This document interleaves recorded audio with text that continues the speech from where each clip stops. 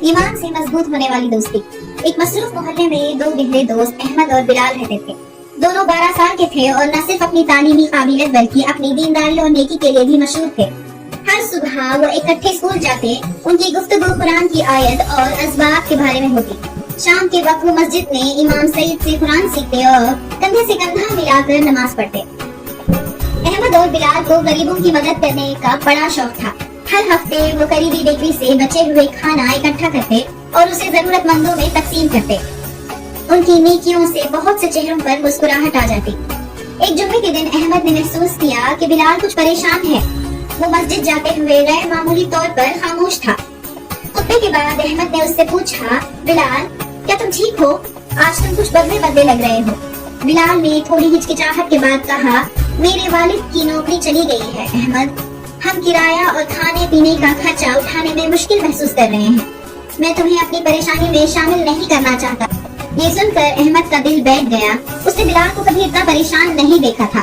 تم میرے سب سے اچھے دوست ہو بلال، ہم اس مشکل کا حل اکٹھا نکال لیں گے، آؤ اللہ سے دعا کرتے ہیں اور کچھ مدد کا راستہ ڈھونڈتے ہیں۔ اس شام احمد نے بلال کے حالات اپنی والدہ اور والد سے بیان کیا۔ احمد کے والد جو ایک چھوٹی سی کرانے کی دکان میں مالک تھے، انہوں نے چپکے سے بلال کے گھر میں کھانے پینے کا سامان بھجوانا شروع کر دیا۔ احمد کے والدہ نے بھی بلال کے خاندان کے لیے ہر رات دعا کرنا اپنا معمول بنا لیا۔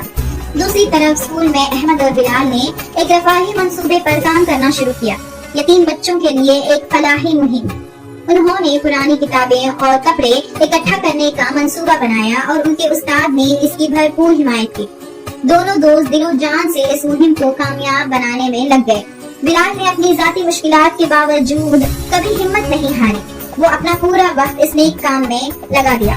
ایک شام جب وہ مسجد سے واپس آ رہے تھے، بلال رک گیا اور احمد سے بولا، میں تمہارا شکریہ کیسے ادا کروں احمد، تم نے میری فیملی کے لیے اتنا کچھ کیا اور کبھی جتایا بھی نہیں۔ تمہاری نیکی نے مجھے حقیقی دوست کی اہمیت سکھائی ہے۔ احمد مسکرا کر بولا، دوست تو ایک دوسرے کے سہارا ہوتے ہیں بلال، ہم دو ہاتھوں کی طرح ہیں جو مل کر کام کریں تو زیادہ طاقتور ہو جاتے ہیں۔ اللہ نے ہمیں یہ دوستی دی ہے اور ہمیں اس کی قدر کرنی چاہیے۔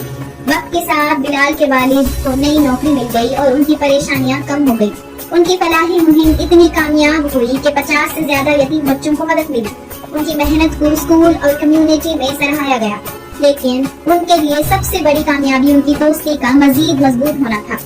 احمد اور بلال اپنی زندگی کے سفر میں ایک دوسرے کے ساتھ کھڑے رہے، ہر مشکل میں ایک دوسرے کے سہارا بنے۔ ان کی دوستی جو ایمان، نیکی اور محبت پر مبنی تھی، سب کے لیے ایک مثال بن گئی، یہ ثابت کرتے ہوئے کہ سچی دوستی ایمان، بھروسے اور ہمدردی سے مضبوط ہوتی ہے۔ یہ کہانی ہمیں بتاتی ہے کہ واقعی میں ایک سچا دوست کسی نعمت سے کم نہیں ہوتا۔ ہم سب کو اللہ سے دعا کرنی چاہیے کہ ہمیں بھی اللہ ایسا ایک سچا دوست عطا کرے اور ہم بھی اس طرح بننے کی کوشش کریں۔